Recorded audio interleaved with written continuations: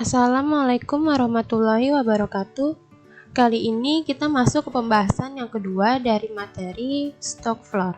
Tujuan pembelajaran kita hari ini adalah yang pertama menguraikan tim stok opname, yang kedua mengurutkan prosedur stok opname, dan yang ketiga menjelaskan penyusunan laporan stok opname. Kita masuk ke slide yang pertama, tim stok opname. Untuk menjalankan proses stok opname dibutuhkan sebuah tim, karena pasti tidak mungkin menjalankannya seorang diri. Nah, komposisi tim yang diperlukan ini antara lain, yang pertama ada tim penghitung. Tim penghitung ini minimal terdiri dari 2 orang. 2 orang ini harus diisi oleh 1 orang gudang dan 1 orang accounting.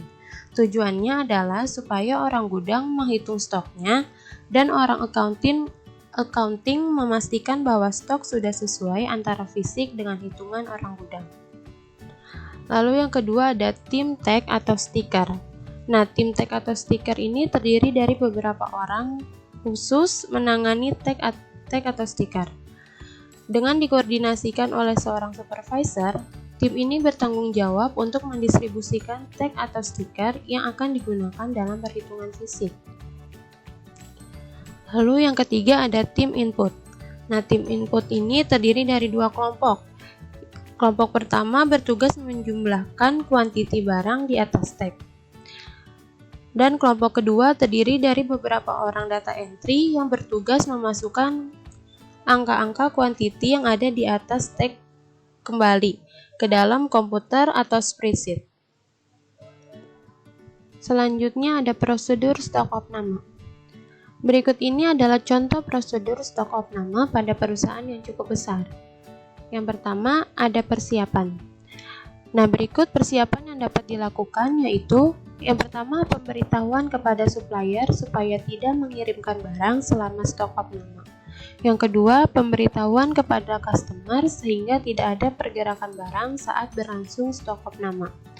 Dan yang ketiga, tim lapangan bertugas sebagai tim yang melakukan perhitungan fisik secara langsung. Yang kedua, ada pelaksanaan. Nah, tahap pelaksanaan ini adalah yang pertama, tim lapangan mengambil kontak. Yang kedua, tim lapangan melakukan perhitungan fisik. Dan yang ketiga, kontak yang selesai dilengkapi atau diisi dan dikembalikan ke tim admin. Lalu yang terakhir, ada pencatatan hasil stok opname. Nah, tahapan ini meliputi yang pertama, ketika prosedur sudah selesai dan disetujui oleh manajer atau direktur yang berwenang, maka hasilnya dimasukkan ke sistem supaya catatan dan keadaan barang yang tersedia sama jumlahnya. Dan yang kedua, dibuatkan berita acara sebagai bukti stok opname telah selesai dilaksanakan yang ditandatangani oleh bidang finance atau accounting dan gudang manajer.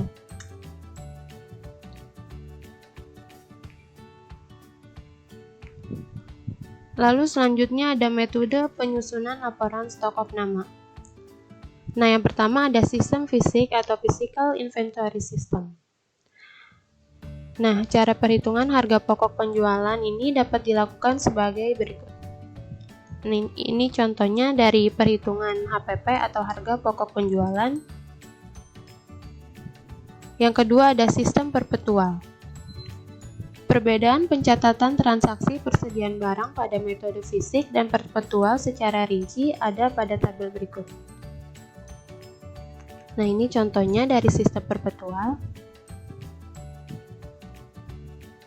Nah, berikut adalah ilustrasi jurnal untuk sistem perpetual dan sistem periodik, namun belum mencakup seluruh transaksi berkaitan dengan persediaan, seperti pembayaran ongkos angkut, penerimaan, dan pembelian diskon. Nah, ini untuk contohnya.